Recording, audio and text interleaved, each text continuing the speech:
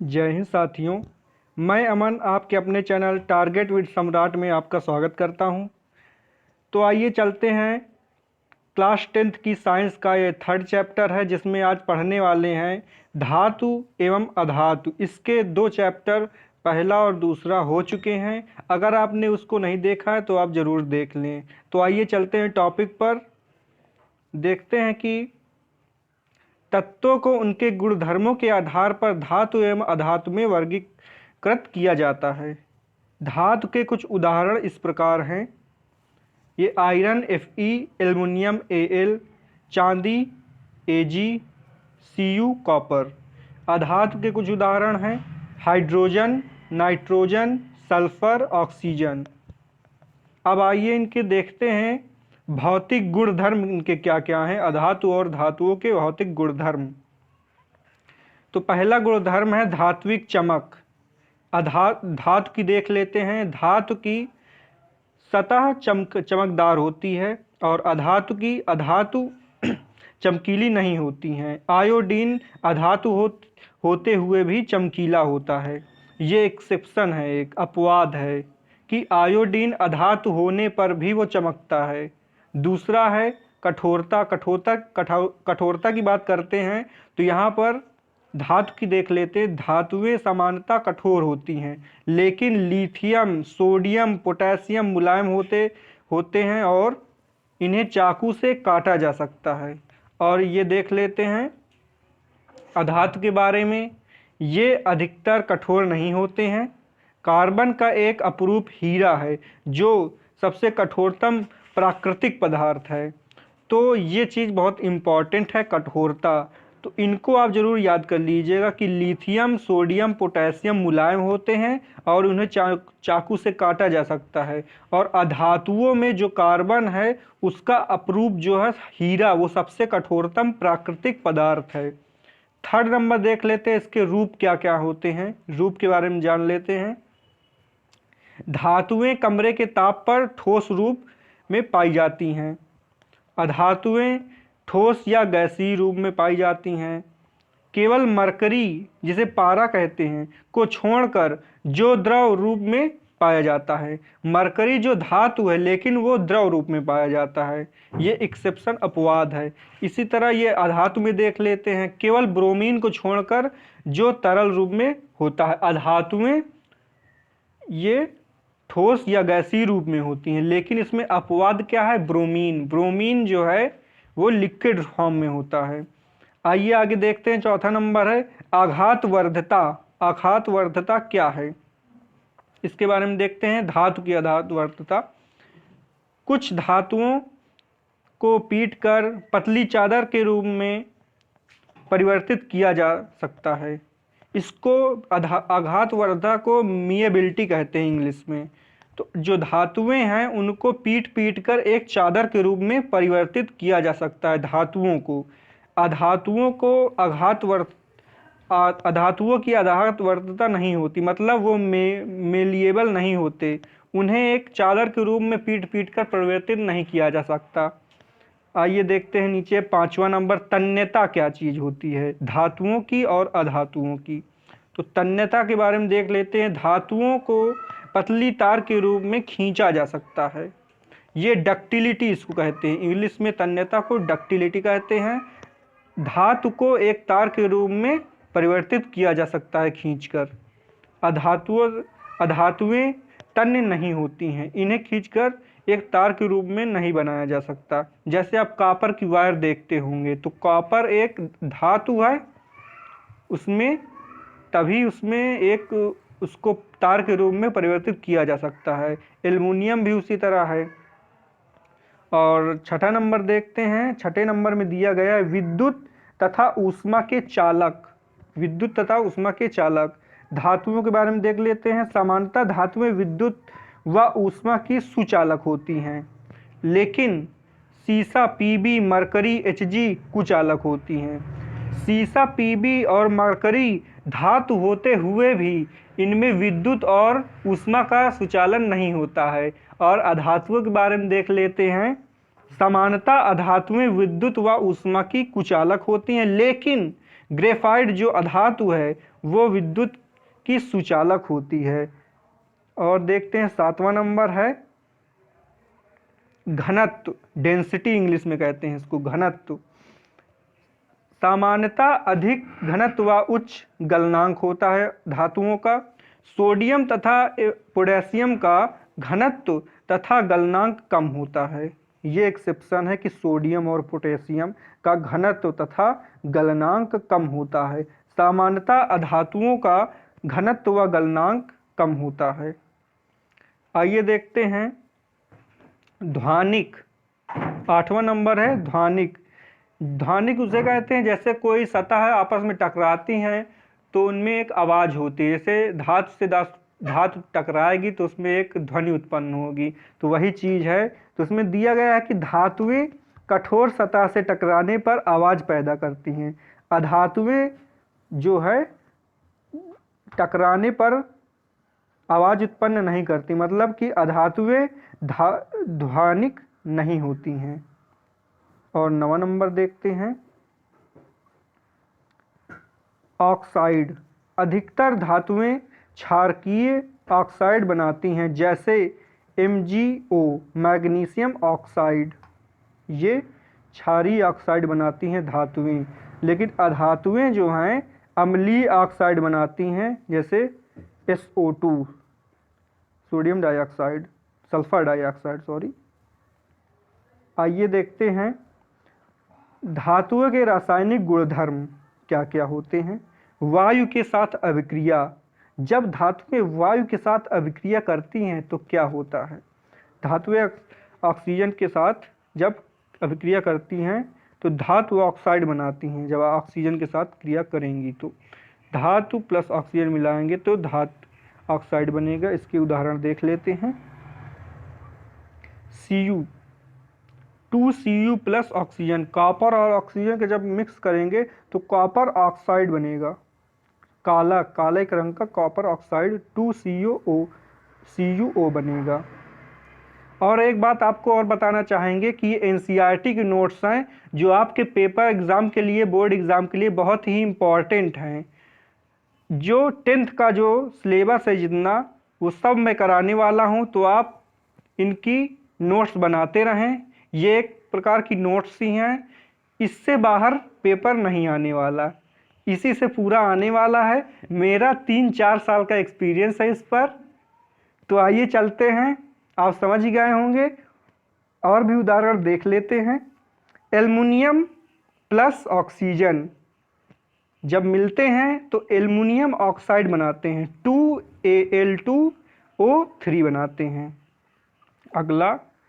अगला है Mg और ऑक्सीजन। मैग्नीशियम प्लस ऑक्सीजन क्रिया करेंगे तो मैग्नीशियम ऑक्साइड बनाएंगे। और ये देखते हैं धातुएं ऑक्सीजन के साथ अलग अलग तरह से अभिक्रिया करती हैं।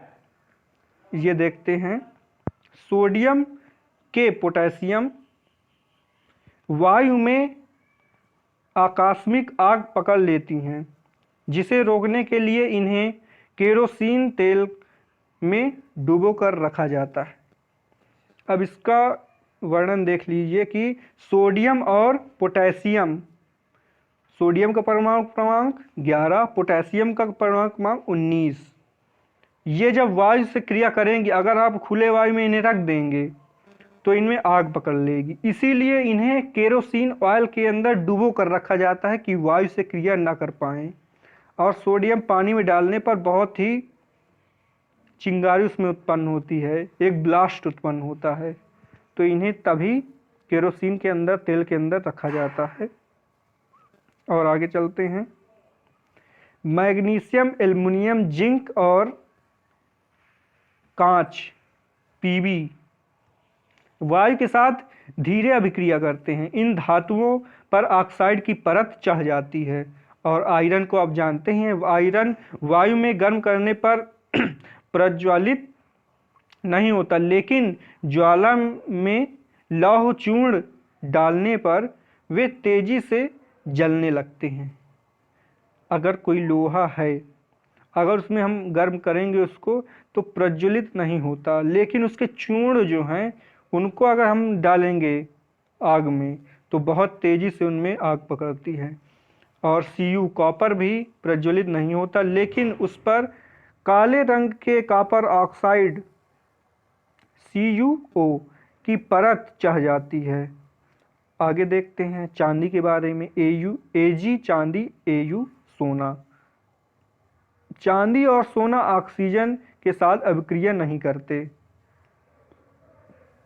उभयधर्मी ऑक्साइड क्या हैं, इनके बारे में जानते हैं। उभयधर्मी ऑक्साइड वे धातु ऑक्साइड जो अम्ल तथा क्षार दोनों से अभिक्रिया करते हैं और लवण और जल उत्पन्न करते हैं। तो उदाहरण इसके देखते हैं।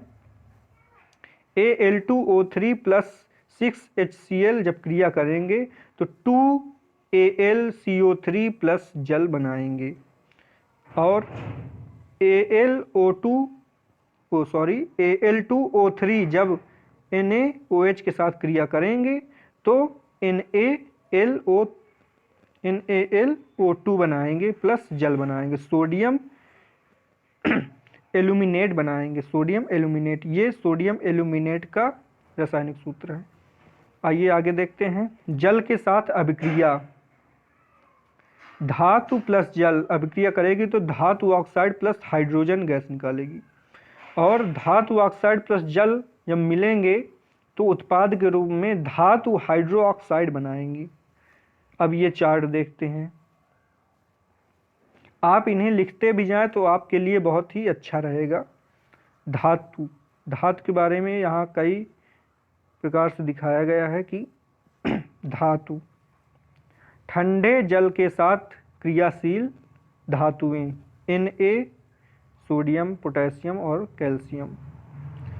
केवल भाप के साथ अभिक्रिया करने वाले एल्युमिनियम, Fe आयरन और Zn जिंक। गर्म जल के साथ क्रियाशील मैग्नीशियम गर्म जल के साथ क्रियाशील होता है। और ये देखते हैं जल के साथ कोई अभिक्रिया नहीं करते, कौन कौन से? Pb कांच, Au सोना, Ag चांदी, Cu कॉपर जल के साथ कोई अभिक्रिया नहीं करते। और कैल्शियम मैग्नीशियम जल के साथ अभिक्रिया करने पर तैरने लगते हैं, क्योंकि हाइड्रोजन गैस के बुलबुले धातु के साथ चिपक जाते हैं। आप ये जो बातें बताई गई क्या हैं, 5, इनको आप जरूर याद रखें। इनसे जो है क्वेश्चन बनता है, बहुविकल्पी प्रश्न बनता है। आइए और नीचे चलते हैं। उदाहरण अब देख लीजिए। सोडियम जल के साथ क्रिया करेगा, NaOH बनाएगा प्लस हाइड्रोजन और ऊष्मा भी इसमें निकलेगी। कैल्शियम जल के साथ क्रिया करेगा तो CaOH का होल ट्वाइस मतलब बुझा हुआ चूना, और ये हाइड्रोजन गैस निकलेगी। और मैग्नीशियम प्लस जल के साथ क्रिया करेगा तो मैग्नीशियम OH2 बनाएगा और हाइड्रोजन बनाएगा। एल्युमिनियम भी जब जल के साथ क्रिया करेगा Al2O3 प्लस हाइड्रोजन गैस बनेगी। और Fe आयरन जब क्रिया करेगा जल के साथ तो Fe3O4 प्लस हाइड्रोजन गैस मिलेगी आपको। आइए चलते हैं नीचे। धातुओं की तनु अम्ल के साथ अभिक्रिया जो होगी उसके बारे में देखते हैं। धातु प्लस तनु अम्ल मतलब क्या होता है? तनु मतलब डाइल्यूट, मतलब जो पतला। एक होता है गाढ़ा अम्ल, एक होता है पतला। तो गाढ़ा वाले को कहते हैं सांद्र और जो पतला होता है उसे कहते हैं तनु। तो वही चीज़ यहाँ पर दिखाई गई है। धातु प्लस तनु अम्ल जब क्रिया करेंगे तो लवण प्लस हाइड्रोजन गैस बनाएंगे। तो उदाहरण इसके देखते हैं। आयरन और HCl हाइड्रोक्लोरिक अम्ल जब क्रिया करेंगी तो FeCl2 प्लस हाइड्रोजन गैस निकलेगी। और ये मैग्नीशियम जब HCl के साथ क्रिया करेगा तो MgCl2 बनाएगा और हाइड्रोजन गैस निकलेगी। जिंक जब HCl के साथ क्रिया करेगा तो ZnCl2 बनाएगी और हाइड्रोजन गैस बनाएगी। और एल्युमिनियम जब HCl के साथ क्रिया करेगी तो AlCl3 प्लस हाइड्रोजन गैस मिलेगी आपको। आइए नीचे चलते हैं। और यहाँ एक बात और है, कॉपर और चांदी और मरकरी, पारा जिसे कहते हैं, तनु अम्लों के साथ अभिक्रिया नहीं करते हैं। आइए देखते हैं धातुओं की अन्य धातु लवण के साथ क्रिया जो होगी उससे देख लेते हैं। धातु प्लस लवण विलयन, जब क्रिया करेंगे तो लवण विलयन प्लस धातु इधर बन जाएगा। अधिक अभिक्रियाशील धातुएं अपने से कम क्रियाशील धातुओं को उनके यौगिक के विलयन से विस्थापित करती हैं। यह धातुओं की संक्रियता श्रेणी पर आधारित होता है।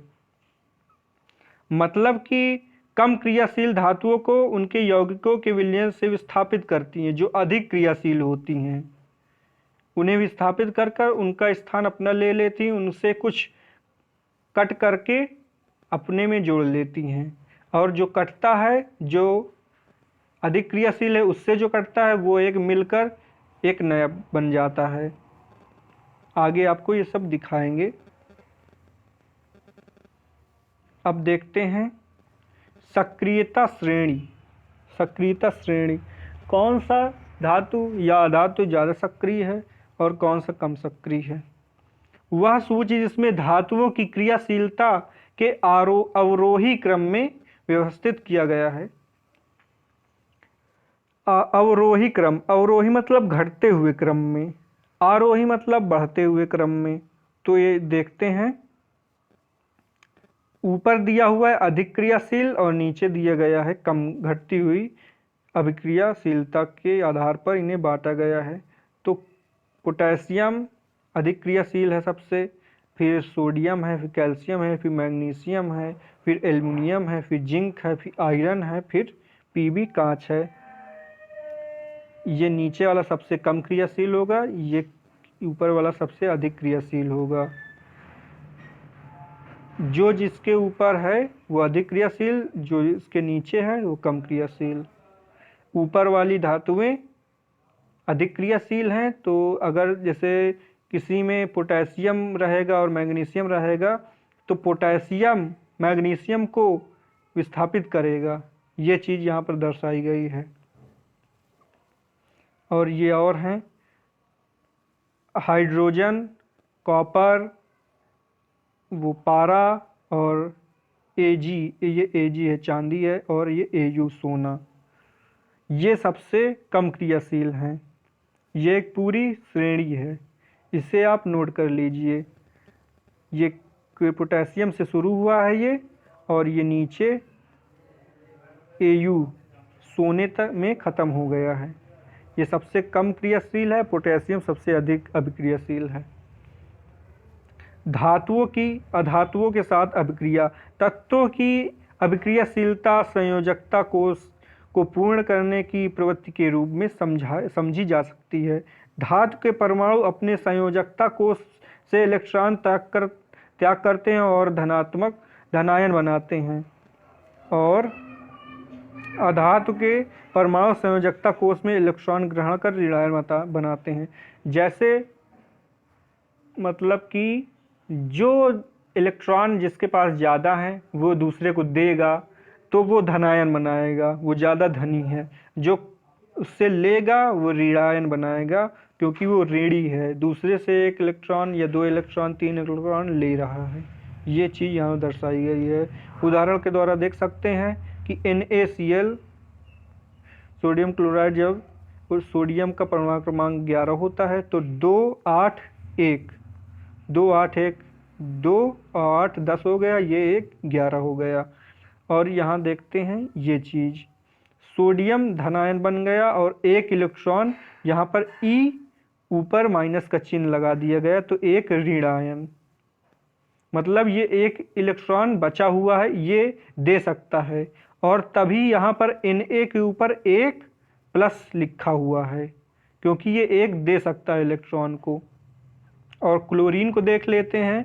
क्लोरीन जो है उसका परमाणु क्रमांक 17 होता है। तो इसका जब इलेक्ट्रॉन को उनकी कक्षाओं में बांटेंगे, पहले 2, 8, 18, 32 इस तरह होता है।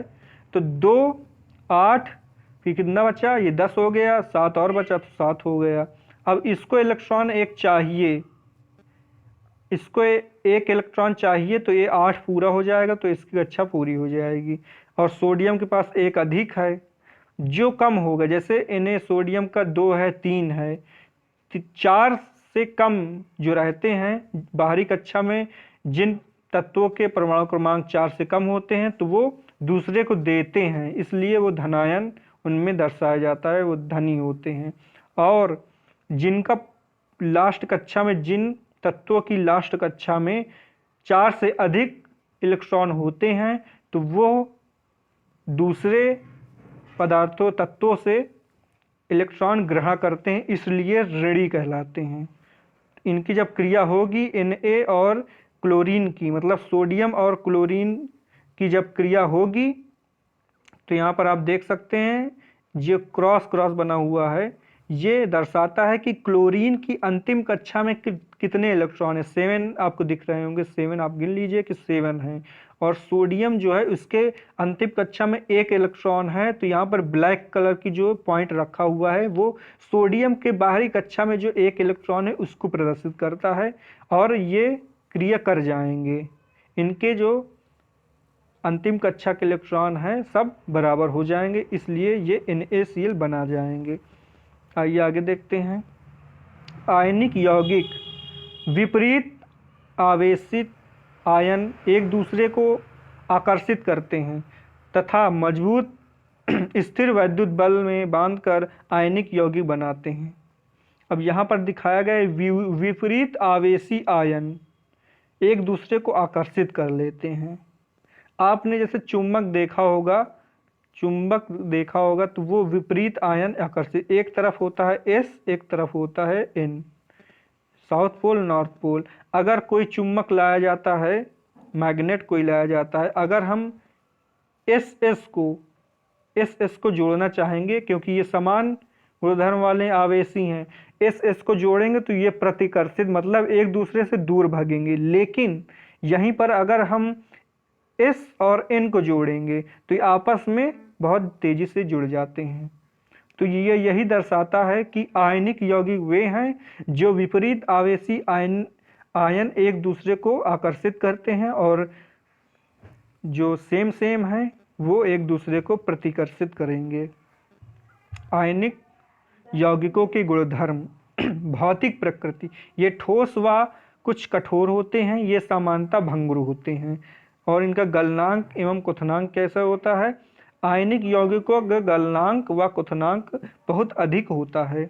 और घुलनशीलता इसकी देख लेते हैं। आयनिक यौगिक प्रायः जल में घुलनशील व केरोसिन, पेट्रोल जैसे विलायकों में अविलेय होते हैं। अब विलायक क्या होते हैं? यहाँ पर विलायक शब्द आया। विलायक मतलब जो पदार्थ आयनिक यौगिक अपने अंदर किसी दूसरे तत्व को मिला ले उसे विलायक कहते हैं, और जो मिल जाए उसमें तो वे विलेय होगा। विलेय कम होता है, विलेय की मात्रा कम होगी और विलायक की मात्रा ज़्यादा होगी, तो ये मिल जाएगा, विलेय मिल जाएगा इसमें विलायक में। ये चीज़ यहाँ पर दिखाई गई है कि जो है आयनिक यौगिक प्रायः जल में घुलनशील एवं केरोसिन, पेट्रोल जैसे विलायकों में अविलेय होते हैं, उनमें नहीं मिल पाते हैं। विद्युत चालकता को देखते हैं। आयनिक यौगिक जलीय विलयन में और गलित रूप में विद्युत का चालन करते हैं, ये ठोस रूप में विद्युत का चालन नहीं करते हैं। विद्युत चालकता, आयनिक यौगिक जलीय विलयन में तथा गलित रूप में विद्युत का चालन करते हैं। जलीय विलयन में और गलित रूप में विद्युत चालकता बढ़ती है, मतलब विद्युत चालक होते हैं। ये ठोस रूप में विद्युत का चालन नहीं करते हैं। कौन? आयनिक यौगिक जब ठोस होंगे तो विद्युत का चालन नहीं करेंगे, अगर जलीय होंगे या गलित रूप में होंगे तो ये विद्युत का सुचालन करेंगे, मतलब उनकी चालकता अधिक होगी। ये देखिए, धातुओं की प्राप्ति धात्विकी। खनिज पृथ्वी में प्राकृतिक रूप से उपस्थित तत्वों एवं यौगिकों को खनिज कहते हैं। प्रकृति में, यह हमारी पृथ्वी में जो प्राकृतिक रूप से हमारे पृथ्वी के अंदर जितने भी खनिज तत्व हैं, यौगिक हैं, वे सभी खनिज कहलाते हैं। अयस्क, अयस्क क्या है? वे खनिज जिनमें धातु अधिक मात्रा में पाई जाती है और उसे निकालकर लाभकारी, उन्हें निकालना लाभकारी होता है, वे अयस्क कहलाते हैं। अयस्क वे खनिज होते हैं, खनिज होते हैं, खनिज के अंदर ही अयस्क आता है। तो वे खनिज जिनमें धातु अधिक मात्रा में पाई जाती है, उन्हें निकालना लाभकारी भी हो, उनको निकालें तो उनसे कुछ लाभ प्राप्त हो, तो वही अयस्क कहलाएंगे। सक्रियता श्रेणी एवं संबंधित धातु कर्म। सबसे अधिक अभिक्रियाशीलता potassium, sodium, calcium, magnesium, aluminium. स्वतंत्र रूप से नहीं मिलती विद्युत अपघटन, ये ज़्यादा अभिक्रियाशील होती हैं, जो आपको ऊपर ही हमने बताया। मध्य अभिक्रियाशील जिंक, आयरन, कांच, पीबी और CU, copper, Hg, mercury, sulphide oxide तथा कार्बोनेट अयस्क के रूप में कार्बन द्वारा अपचयन। सबसे कम अभिक्रियाशील Ag और Au, कि पोटेशियम सबसे अधिक अभिक्रियाशील है और Au सोना, ये सबसे कम क्रियाशील है। धातु का निष्कर्षण देख लेते हैं। धातु का निष्कर्षण, अयस्क से धातु प्राप्त करना। पहले जैसे प्राकृतिक कि पृथ्वी के अंदर प्राकृतिक रूप में खनिज हमें प्राप्त होता है, खनिज के अंदर जो मात्रा अधिक होगी तो उसे अयस्क कहेंगे। अब अयस्क के अंदर से हम धातु निकालते हैं। चरण पहले इसमें दिखाया गया है, अयस्कों का समृद्धिकरण। दूसरा चरण है धातुओं का निष्कर्षण। तीसरा चरण है धातुओं को परिष्करण। अयस्क यहाँ पर एक चार्ट दिखाया गया है। अयस्क का सांद्रण होगा उच्च अभिक्रियाशील धातुएं, मध्यम अभिक्रियाशील धातुएं और निम्न अभिक्रियाशील धातु। जैसा कि हमने ऊपर आपको बता ही दिया है ये कौन कौन से होते हैं। अब नीचे चलते हैं। ये देखिए, गलित धातु का विद्युत अपघटन, शुद्ध धातु मिलती है इससे। और मध्यम अभिक्रियाशील धातुएं जो हैं सल्फाइड अयस्क AgS और जिंक ZnS, ये दोनों। कार्बोनेट अयस्क हैं ये ZnCO3 और निम्न अभिक्रियाशील धातुएं हैं सल्फाइड अयस्क। अब ये देखिए किस किस रूप से मिलते हैं हमें। सिनेबार वायु, भर्जन क्रिया करेंगे, सीमित वायु क्रिया करेंगे, निस्तापन करेंगे, तब धातु का ऑक्साइड हमें प्राप्त होगा। धातु में फिर अपचयन होगा, फिर धातु का शोधन होगा। ये सभी क्रियाएं जब करेंगे तब हमें अयस्क से धातु प्राप्त होगा। और इधर देखते हैं, जब सल्फाइड अयस्क निम्न अभिक्रियाशील से प्राप्त होगा तो भर्जन होगा, फिर धातु, फिर परिष्करण निकाल लेंगे। और अयस्क से धातु निष्कर्षण में प्रयुक्त चरण आपको बता दिए गए हैं ऊपर। आप इनका चार्ट बना लीजिएगा जरूर से ज़रूर, इनसे क्वेश्चन आते हैं। कुछ मुख्य परिभाषाएं। गैंग क्या है? गैंग, ये गैंग वो वाला नहीं, डाकू वाला गैंग, ये गैंग दूसरा है। पृथ्वी से खनिज अयस्कों में रेत, मिट्टी आदि जैसी कई अशुद्धियां पाई जाती हैं जिन्हें गैंग कहते हैं। जैसे समाज में कुछ अराजक तत्व पाए जाते हैं जिनका एक ग्रुप होता है तो गैंग कहलाता है। अशुद्धियां समाज की अशुद्धियां गैंग। उसी प्रकार जैसे पृथ्वी में से खनिज अयस्क में रेत, मिट्टी आदि प्राप्त होते हैं, पहले प्रकृति में हमें प्राप्त होगा खनिज के अंदर जो सबसे अच्छी धातु पाई जाएगी तो फिर उसमें अच्छी मात्रा में अगर उसमें पाई जाती है धातु तो अयस्क होगा। फिर अयस्क के अंदर से धातु मिली रहती हैं उसमें, तो धातु रेत मिट्टी के कर उसमें सभी मिले होते हैं। तो उन धातु में वो मैं मतलब अयस्क के अंदर जो भी मिट्टी और रेत पाई जाती उन्हें ही गैंग कहते हैं। यहाँ पर ये दिखाया गया। और भर्जन क्रिया किसे कहते हैं? भर्जन, ये देखिए समझिए। भर्जन सल्फाइड अयस्क को वायु की उपस्थिति में अधिक ताप पर गर्म करने पर यह ऑक्साइड में बदल जाता है। इस प्रक्रिया को भर्जन कहते हैं। सल्फाइड अयस्क को वायु की उपस्थिति में अधिक ताप पर गर्म करने पर ऑक्साइड में बदल जाता है, तो यही क्रिया भर्जन है। आप इन्हें जरूरी याद कर लीजिएगा, लिख लीजिएगा। ये छोटी छोटी परिभाषाएं आपके उसमें जरूर आएंगी। उदाहरण इसका देखते हैं। ZnS प्लस ऑक्सीजन क्रिया करेंगे, इसमें जब ताप दिया जाएगा तो ZnO plus SO2 sulphur dioxide ये बनेगा। और HGS जब वायु से क्रिया करेगा तो ताप दिया जाएगा, उसमें आग जलाई जाएगी तो उससे तपेगा वो, तो AgO प्लस सल्फर डाइऑक्साइड मिलेगी। और निस्तापन क्या है? निस्तापन के बारे में देखते हैं। निस्तापन कार्बोनेट अयस्क को सीमित वायु में अधिक ताप पर गर्म करने पर यह ऑक्साइड में बदल जाता है। इस क्रिया को निस्तापन कहते हैं। ये सभी परिभाषाएं बहुत ही इम्पोर्टेंट है। ये आपके इसमें भी हाई स्कूल में भी आएंगी। ये आपके हाई स्कूल 11th और इंटरमीडिएट में भी काम आएंगी। ये इसलिए इन्हें लिख लीजिए, याद कर लीजिए। ये ज़रूर से ज़रूर आएंगी, ये बहुत इम्पोर्टेंट हैं। तो निस्तापन में कहा गया है कि कार्बोनेट अयस्क को सीमित वायु में अधिक ताप पर गर्म करने पर यह ऑक्साइड में बदल जाता है। मतलब कार्बोनेट अयस्क को जब हम सीमित वायु मतलब जितनी उसकी आवश्यकता है उतना सीमित करके मतलब कम करके जब वायु उसमें डालेंगे और अधिक ताप पर उसमें आग जो है बहुत अधिक चलाएंगे तब ऑक्साइड में बदल जाता है। इस क्रिया को ही निस्तापन कहते हैं। जैसे इसमें दिखाया गया है ZnCO3 को जब इसको ताप देंगे, उष्मा देंगे तो ZnO प्लस कार्बन डाइऑक्साइड में बदल जाएगा। अब अपचयन क्या है?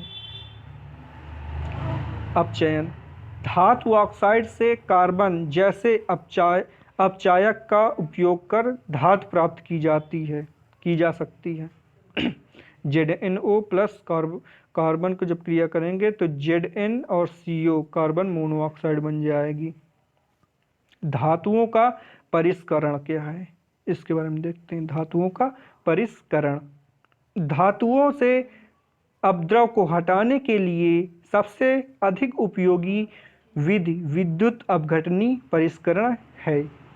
मतलब कि ये यहाँ बताया गया है कि धातु में जो अपद्रव अशुद्धियाँ हैं उनको हटाने के लिए कुछ क्रियाएं की जाती हैं उनमें, तो सबसे अच्छी उसमें क्रिया जो है वो विद्युत अपघटनी परिष्करण मतलब उनसे अशुद्धियों को दूर करने ही परिष्करण कहलाता है। तो विद्युत अपघटनी परिष्करण सबसे अच्छा उपयोगी उसमें अपद्रव निकालने के लिए एक क्रिया है। ये देखिए विद्युत अपघटनी परिष्करण को दिखाया गया है। ये देख सकते हैं आप, यहाँ पर एक कैथोड है, ये एनोड है और ये एक टब के रूप में है, जैसे बीकर होता है उस तरह का पात्र है। एक अम्लीय CuSO4 का विलयन इसमें भरा हुआ है पूरा। और ये टैंक है। अपद्रव एनोड पंख मतलब अपद्रव उसके अंदर जितने कक्कड़ पत्थर हैं, कुछ अशुद्धियां हैं, कुछ धातु अपद्रव के रूप में उसमें मिले हुए हैं, तो एनोड पर आकर इकट्ठा हो जाते हैं एनोड के नीचे, जिससे आसानी से हम उसे अलग कर सकते हैं अपद्रव को मतलब अशुद्धियों को। एनोड अशुद्ध तांबा, कैथोड पर शुद्ध तांबा, विलयन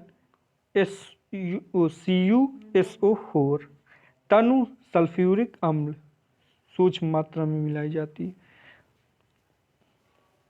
विद्युत अपघटन से जब विद्युत धारा प्रवाहित होती है तथा एनोड से अपद्रव वो अशुद्ध धातु विद्युत अपघटन में घुल जाती है और उतनी ही मात्रा में शुद्ध कॉपर विद्युत अपघटन से कैथोड पर निक्षेपित हो जाता है। थर्ड नंबर है अविलेय अशुद्धियाँ एनोड तली पर निक्षेपित होती हैं जिसे एनोड पंख कहते हैं। ये यहाँ पर आपको ऊपर ही बताया गया है, इसमें पूरा ये ऊपर जो क्रिया होगी इसमें वही चीज़ नीचे लिखी हुई है कि अशुद्धियाँ जो हैं एनोड पंख के नीचे स्थिर, एनोड के नीचे मतलब आ जाएंगी, वही एनोड पंख कहलाता है। ये है। और संक्षारण क्या है? संक्षारण, संक्षारण धातुओं में होता है। तो ये संक्षारण है क्या?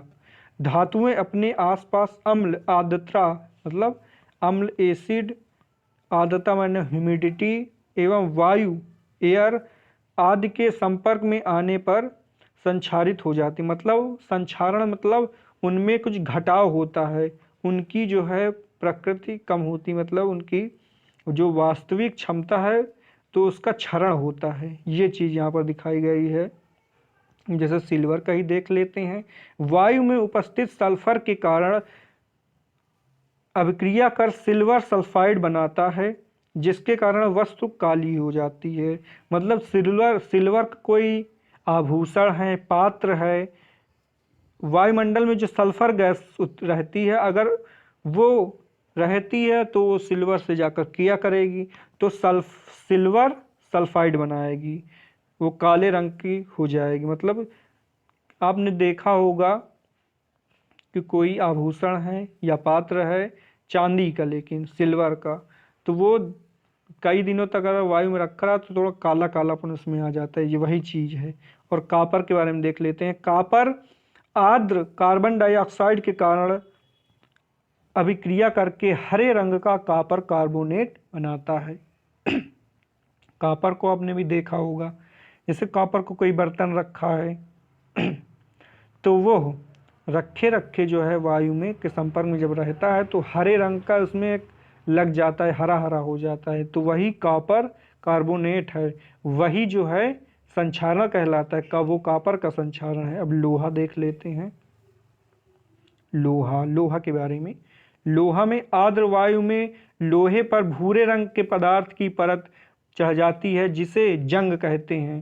संक्षारण से सुरक्षा, ये आप लोग लोहे का तो जानते ही होंगे, जो जंग लग जाती है हमारे गेट में अगर पुताई नहीं हुई है, मतलब पेंट नहीं किए हुए हैं, ऐसे वायु में खुला है, केवल लोहा लोहा है तो उसमें जंग लग जाती है, तो वही लोहे में संक्षारण कहलाता है।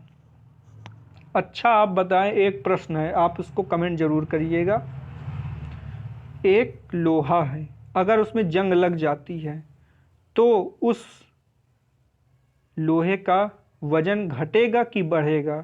ये आप कमेंट में ज़रूर करिएगा। कमेंट ज़रूर करिएगा कि अगर किसी लोहे में जंग लग जाती है तो उसका जो वजन होगा, वेट होगा, वो बढ़ेगा कि उतना ही रहेगा कि घट जाएगा? ये आप कमेंट ज़रूर करें।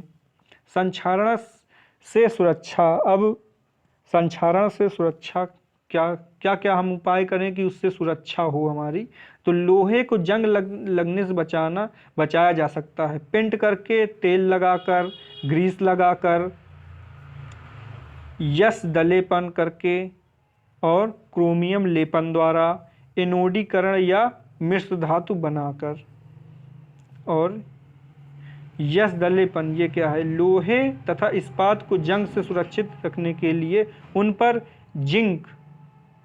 जिंक की परत चढ़ाई जाती है जिसे यश दलेपन कहते हैं। गैल्वेनाइजेशन जिसे कहते हैं, इंग्लिश में गैल्वेनाइजेशन कहते हैं इसको, यश दलेपन को। गैल्वेनाइजेशन, लोहे की परत में हम जिंक, मतलब लोहे के वस्तु में हम जिंक की परत चढ़ा देते हैं जिससे उसमें जो संक्षारण है वो नहीं होता है, उसे ही गैल्वेनाइजेशन कहते हैं, यश दलेपन कहते हैं हिंदी में। मिश्र धातु क्या है इसके बारे में देखते हैं। मिश्र धातु दो या दो से अधिक धातु या धातु, जब दो धातुएं मिलेंगी या अधातु, मतलब कि जैसे धातु है उसमें या तो धातु मिलेगी या तो अधातु मिलेगी, के समांगी मिश्रण होते हैं।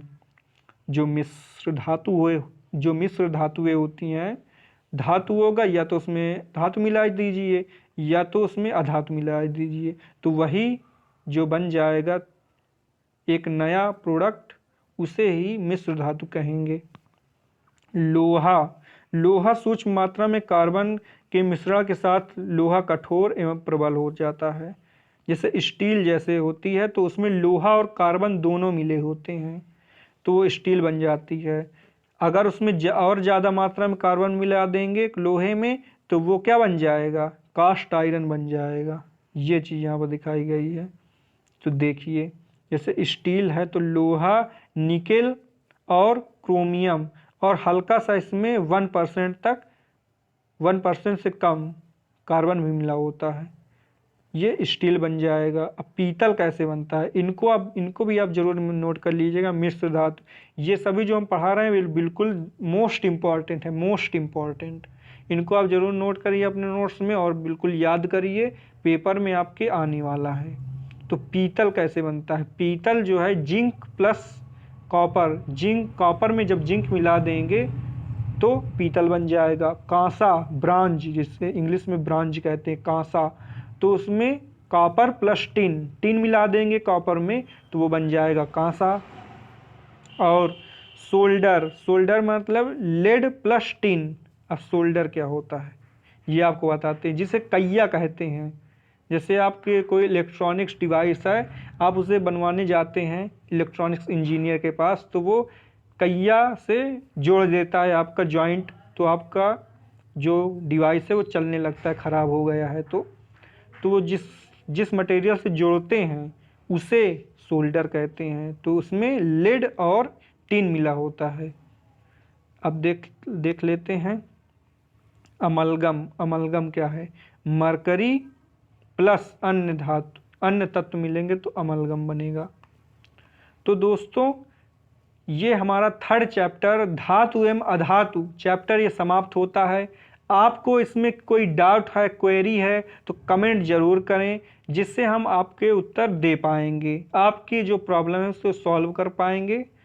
और 1st chapter and 2nd chapter और 3rd चैप्टर ये तीनों कंप्लीट हो चुके हैं, जिसमें 1st चैप्टर की एक वीडियो पड़ी हुई है, 2nd चैप्टर की 2 वीडियो हैं जिसमें पार्ट 1 और पार्ट 2 है, और 3rd चैप्टर ये आपको पढ़ा दिया है पूरे। तो आपके ये 3 चैप्टर कंप्लीट हो गए हैं। इनमें सभी में अगर आपको कोई क्वेरी है, कोई क्वेश्चन आपको नहीं आ रहा है, कुछ समझ में नहीं आ रहा है तो आप कमेंट ज़रूर करें, उसके लिए हम एक अलग वीडियो बनाएंगे आपके लिए केवल। तो हमारी क्लास ये समाप्त होती है। अपने दोस्तों की ये क्लास ज़रूर शेयर करें, कमेंट करें और लाइक करें वीडियोस को, ज़्यादा से ज़्यादा शेयर करके सब्सक्राइब करवाएं और सब्सक्राइब करें। मिलते हैं अगली वीडियो में, तब तक के लिए bye bye, tata, take care, जय हिंद।